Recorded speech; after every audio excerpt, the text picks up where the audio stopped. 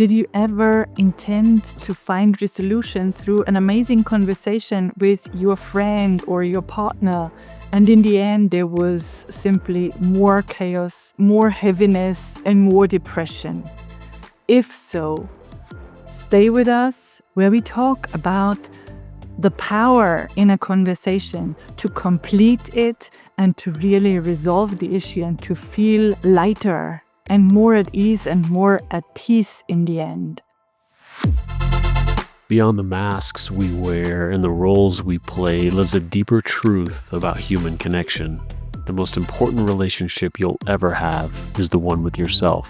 In Raw and Real in Relationships, Patricia Linder and Richard Morden guide listeners through authentic conversations about every connection that shapes our lives. Honest insights for transforming every relationship through self-discovery.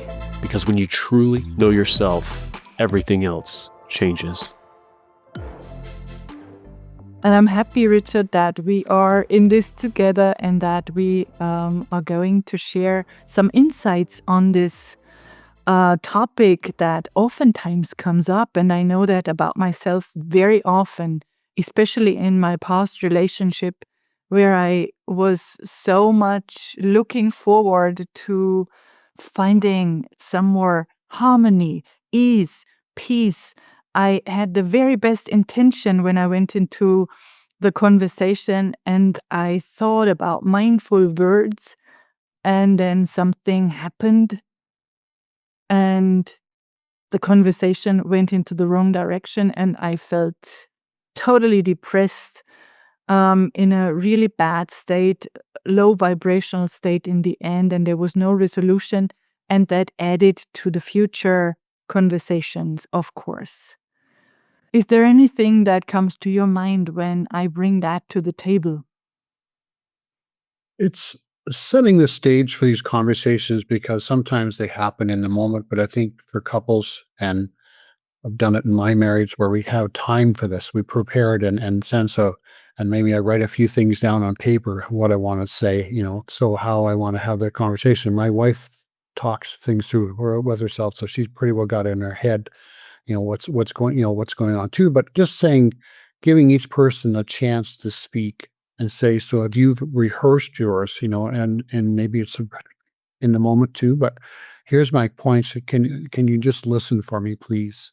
And setting the frame up. So I talk about how to do this, not so much in confrontational ways, not standing up, maybe sitting across on an angle to each other, maybe sitting almost away from each other so you're able to talk. I mean, setting the stage is important for this because then you're not trying to make it a confrontation. I just need you to hear me out, please.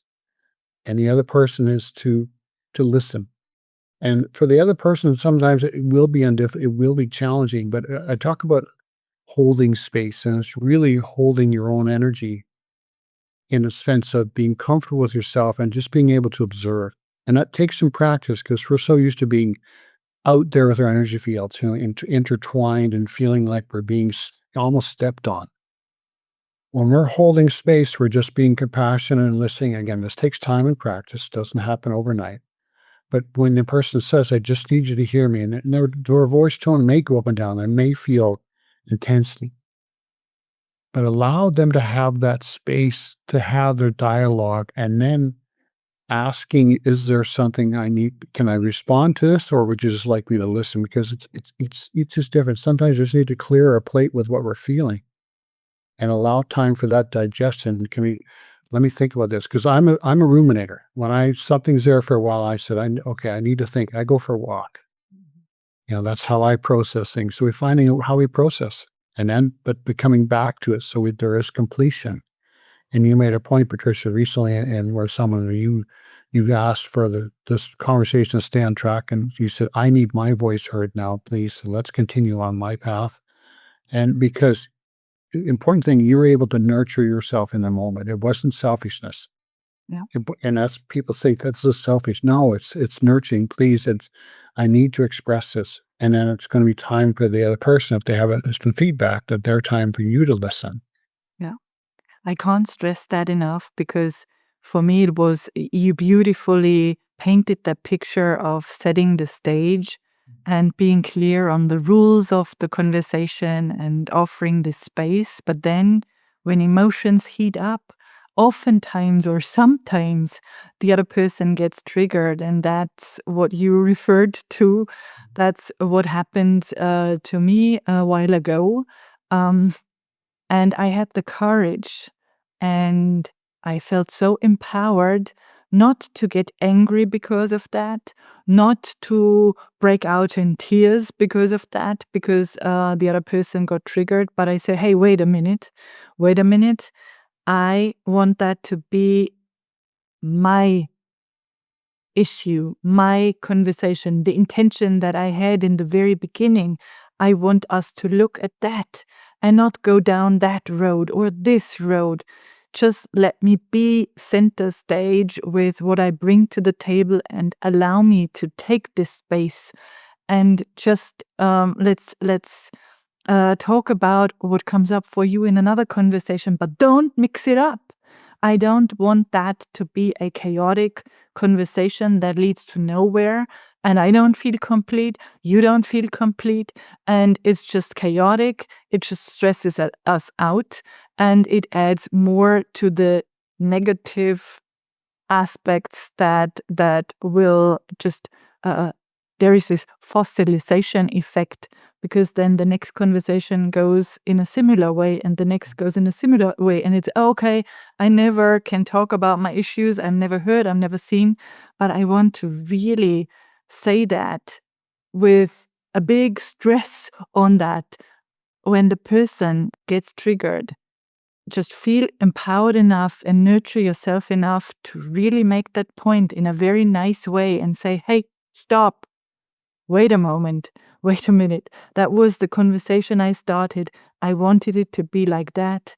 I wanted to really stick to that point that hurt me so much.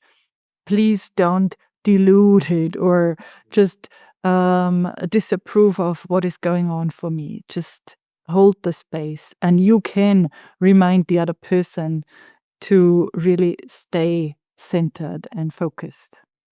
And again, this takes time and practice to set this up, and maybe we'll put some guidelines out for someone to try it. Yeah. And then not just try it, but try it like start at the beginning with this. So again, this takes trial and error. So it's not you're not in here comparing wound stories. Oh yeah, I remember when you said we're not going there. We don't want to go there. We just want to listen, allow them to have their expression, because then you can have yours, and it's not to get something back, or or to make sure that yours has to be more intense than theirs. This is not a competition, because so many times people go into this and in a sense the intensity, I'm going to make sure you never treat me like that again.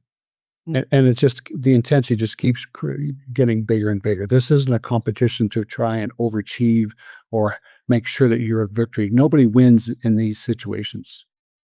The winner comes out in the sense of being heard and feeling understood inside. That's your expression. It's not about winning on this so-called exterior stuff. But again, nobody wins that way. I hope that I speak for you, and I know that I speak for you, Richard.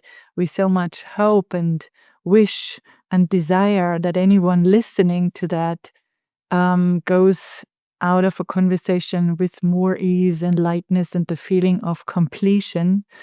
Um, and also the knowingness that it needs some practice. So be really nice with yourself and the conversational partner, and just see that is another way to really get better at that. And if you feel like that is something you would love to intensify, you would love to learn more about, we are here for you. Not to tell you that is exactly the way to do it, but to support you, to hold space for you, and to share our best practices and our ideas about that, and also our experiences, because we experienced a lot just like you, and we've gone through a lot just like you, and there is no comparison space here. But we just have this strong vision and strong intention to make an impact with what we now know and what we want to spread with in the world and want to share with you. And so that's a big, heartfelt invitation to watch all our episodes and to maybe reach out and connect, or to be part of our space, of our community that we are about to build. So I hope that I totally spoke for you, Richard. Yes, you did. Yes, you did. Absolutely. Yeah. And so I think it is pretty much complete just to talk about this feeling of completion in a conversation. There is so much more to say, of course, but as we wanted it to be short and simple, as well as raw and real, there is no big editing and there is no big holding back. That is our signature idea of raw and real with Richard and Patricia. And I hope you got a lot out of that. You enjoy our conversations, and I hope that you will join us next time with Raw and Real with Patricia and Richard. Wishing you a wonderful day and beautiful conversations with your partners or friends. Thank you. Bye for now. Remember, transformation isn't about perfection. It's about showing up authentically, one conversation at a time. Every relationship in your life has the potential to become deeper, more honest, and infinitely more fulfilling. But it starts with the courage to drop the mask and meet yourself exactly where you are. The work isn't always comfortable, but as Patricia and Richard demonstrate in every episode, it's always worth it. When you learn to love yourself fully, everyone around you feels the difference. Join us next time for Raw and Real in Relationships.